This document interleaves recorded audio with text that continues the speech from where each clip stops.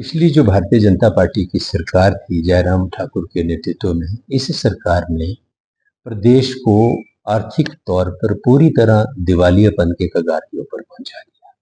संसाधन जुटाने का कोई प्रयास नहीं किया, संसाधनों को लुटाने का काम किया। सरकार ने राजनीतिक एक आधार बना के और अपनी जो राजनीतिक लाभ लेने की दृष्टिकोण से डबल इंजन की सरकार का रोना रोते रहे, लेकिन केंद्र से कोई हिमाचल प्रदेश का जो जो कर्ज के नीचे हिमाचल प्रदेश डूबा है, उससे बेल आउट करने के लिए किसी तरीके का कोई पैकेज केंद्र सरकार से जयराम ठाकुर की सरकार ले नहीं पाई। तो डबल इंजन कहने को था।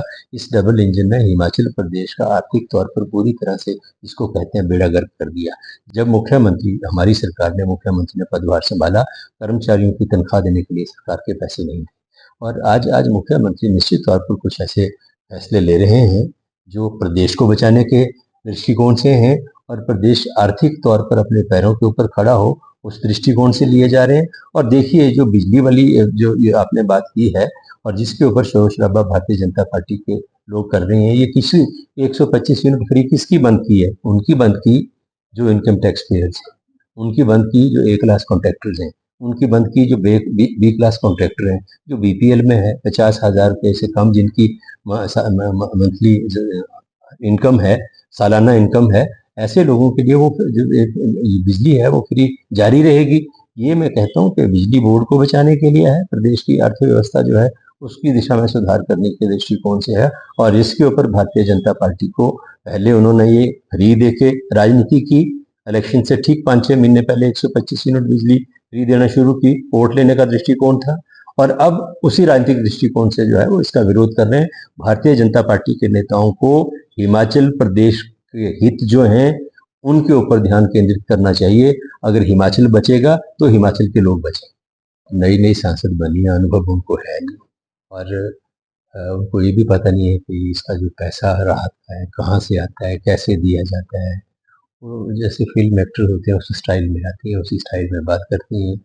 उनको सबसे पहले तो जानकारी जुटानी चाहिए, थोड़ा अनुभव प्राप्त कर लें। और ये बड़बोलापन उनका जो है, मैं समझता हूँ कि ये सही नहीं है। आपदा की घड़ी है, प्रदेश में बहुत नुकसान हुआ है, लोगों की जानें गई हैं, और ऐसे मौके के ऊपर इस तरह की बयानबाजी जो है वो दुरुस्त नहीं है। सब जानते हैं इस चीज़ को, ये तथ्य है और फैक्ट्स के ऊपर आधारित है कि केंद्र सरकार से पिछली जो आपदा प्रदेश के अंदर आई थी पिछले वर्ष, उस आपदा को लेके किसी तरह का कोई विशेष राहत पैकेज नहीं दिया गया।